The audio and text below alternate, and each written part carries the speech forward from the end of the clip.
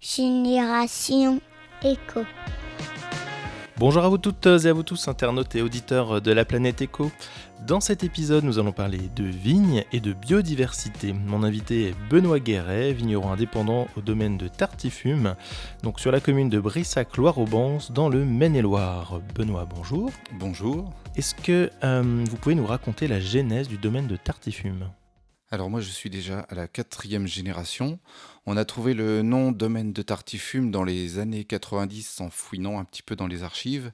On s'est aperçu que ça venait de la maison qui avait porté ce nom grâce au foyer qui était mis en route tard le soir, le foyer de la maison, ce qui mettait de la fumée hors de la cheminée à l'extérieur tard le soir. Donc Tartiffume. Tartiffume, Tarilfume, donc qui s'est transformé en Tartuffume. Et donc du coup après Tartiffume finalement. Voilà, donc on est resté sur ce mot-là. Donc, D'accord. voilà.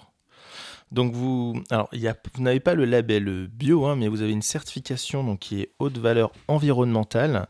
Est-ce que vous pouvez nous expliquer ce que c'est exactement ? Alors donc, moi j'ai commencé déjà à m'installer en tant que vigneron en culture raisonnée. Donc on reste dans ce système de culture raisonnée, mais un petit peu plus poussé dans la démarche écologique, juste en diminuant au plus possible les intrants phytosanitaires, de façon à, en pulvérisation des traitements, essayer de faire le moins possible, quoi. Vraiment s'il y a besoin, et éviter...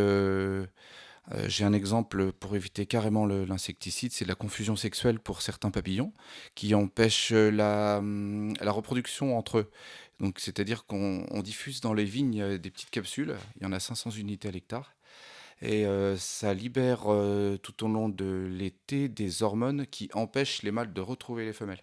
Donc, elles ne se reproduisent pas. Au lieu d'attendre qu'ils se reproduisent et de les tuer, on empêche la fécondation, donc ça empêche la venue de ces petits vers mangeurs de grappes.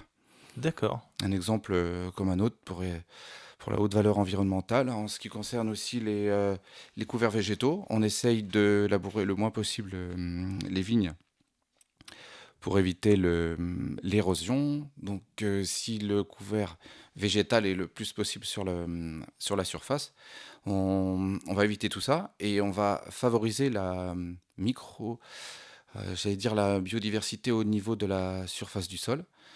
Et on va permettre aussi aux eaux de pluie de s'infiltrer plus facilement que sur une terre nue. Sur une terre nue, en cas d'orage, l'eau va faire que de ruisseler, enlever tout ce qui a mangé à la surface, quoi, du coup, pour la vigne. Et sinon, autrement, on essaye d'avoir le plus possible des parcelles entourées soit de haies, d'arbres, pour favoriser aussi l'installation de toute une vie, la faune, la flore, tout autour de la vigne. D'accord.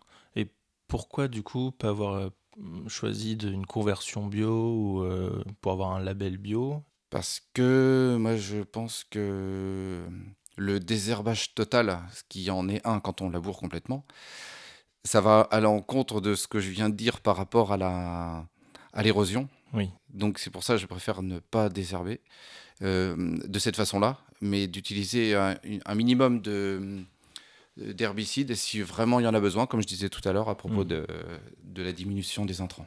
D'accord, parce qu'en fait, en bio, il y a obligation de désherber, en fait. Alors oui, par le labour.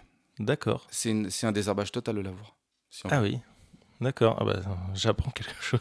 Oui, C'est vrai que je ne savais pas, donc finalement, ouais, c'est peut-être la haute valeur environnementale, c'est peut-être quelque chose de beaucoup plus vertueux, finalement, c'est que le bio. une façon écologique, puisque si on entretient l'herbe avec un tracteur, on passe 2 fois pour la broyer, parce que c'est un système de broyeur à herbe. Et si on laboure, on va passer plus de fois et on va consommer davantage d'énergie puisqu'il y a quelque chose qui est traîné par terre. Donc Hmm. ça va augmenter la consommation de gasoil, sauf si on le fait en cheval. Mais je pense que maintenant c'est plus du tracteur. Donc voilà, niveau pollution atmosphérique, on est mieux. D'accord, effectivement. Le domaine de Tartifum, c'est combien de vins à peu près Alors, il existe une multitude de vins, puisque moi, je suis dans une aire d'appellation qui répertorie l'Anjou Village, donc la plus haute AOP, donc appellation d'origine protégée de l'aire d'appellation où je me trouve, sur la commune de Brissac-Loire-Aubance. Donc, j'ai de l'Anjou Village, donc un rouge plutôt de garde, un Anjou rouge, donc ceux-là, ils sont faits avec du Cabernet Franc. Le Cabernet d'Anjou, qui est un rosé à sucre résiduel, donc c'est-à-dire que la fermentation n'a pas eu lieu jusqu'au bout, donc c'est un vin plutôt moelleux. Le rosé d'Anjou, c'est un peu du même acabit, sauf que ça serait plutôt demi-sec. Il y a le rosé de Loire qui est en sec. Après, j'ai un Anjou blanc fait avec du chenin. J'ai une indication géographique protégée en chardonnay, donc 100% chardonnay. Une autre en grelot. J'ai les deux sortes de crémant de Loire qui existent, donc le blanc avec chardonnay, 100% chardonnay, le crémant rosé qui est fait avec du cabernet, et j'ai un vin rouge pétillant qui n'a pas l'appellation crémant, parce que le crémant c'est obligatoire blanc ou, ou rosé. Donc ça s'appelle un vin mousseux de qualité pour le différencier des vins qui sont gazéifiés. Là, c'est une autre fermentation en bouteille comme le crémant. Sauf D'accord. que c'est un peu moins poussé, on n'est pas obligé de vendanger à la main. Voilà, Ok. une différence. Et vous faites aussi donc nouveauté du jus de raisin. Et voilà, depuis la récolte 2019, j'ai extrait un petit peu de cabernet pour faire du jus de raisin rosé. D'accord. J'avais une demande. Ok, ouais, finalement, c'est quelque chose. Vous êtes vraiment à l'écoute donc de vos clients. L'étiquette a été faite en plus par une artiste angevine. Oui, je tenais à ce que ça soit fait par Matou, une grande artiste angevine, je sais plus le terme, mais Illustratrice. voilà, c'est ça, c'est son appellation, Mm. illustratrice. Mm. Donc j'ai échangé avec elle et donc je m'étais dit que le jus de raisin est surtout consommé par des enfants, donc j'imaginais bien sa touche pour la création de l'étiquette. Ouais, il a Voilà. vraiment une patte très particulière. Voilà, hein, on la reconnaît, celui qui connaît, on voit tout de suite qui a fait l'étiquette. Pour les internautes, hein, je vous invite à aller voir aussi effectivement ce que fait Matou donc sur Internet. Donc justement, Internet, vous êtes très actif sur les réseaux sociaux. Est-ce que cela vous apporte de la clientèle ou Oui, plutôt de la notoriété en fait? oui, ça m'a permis d'augmenter un peu ma visibilité. Parce que quand on est dans une petite commune comme ça, le site internet ne suffit plus. D'ailleurs, j'utilise plus les réseaux sociaux que l'entretien du site, puisque moi-même, si je dois aller voir quelque chose, hein, je me renseignais sur un artisan, une entreprise, je vais aller sur ces réseaux et non pas sur le site. D'accord. Donc, j'utilise Twitter, c'est surtout le premier que j'ai utilisé, contrairement à d'autres, parce que c'est pas celui qui est le plus connu. Après Facebook, j'ai créé ma page Facebook Domaine de Tartifume. Et puis parallèlement Instagram.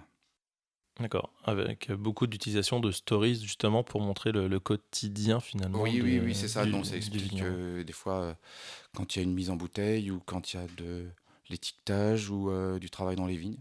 Donc ça explique un petit peu les petites choses qui se passent à Tartifume. D'accord. Alors j'ai une question récurrente hein, dans mon podcast, c'est est-ce que vous pensez que les futures générations auront la fibre éco? Ouais, je pense que c'est bien parti pour ça, ouais. Mais de ma génération, c'est pas encore ça. Mais j'imagine que ouais, c'est celle qui va venir ouais, par rapport aux plus jeunes que je vois, parce que j'ai quand même des clients qui ont 20 ans de moins, et puis je vois déjà les petites différences qu'il y a. Ils sont toujours intéressés par me poser la question de mon mode de culture. Ils voient déjà que j'ai fait une avance, enfin qu'il y a une progression par rapport à ma certification HVE, qui est existante depuis le millésime 2018. Donc là, je sais que ouais, c'est bien parti pour la génération qui nous suit. D'accord, super. Bah, merci beaucoup Benoît pour cette interview.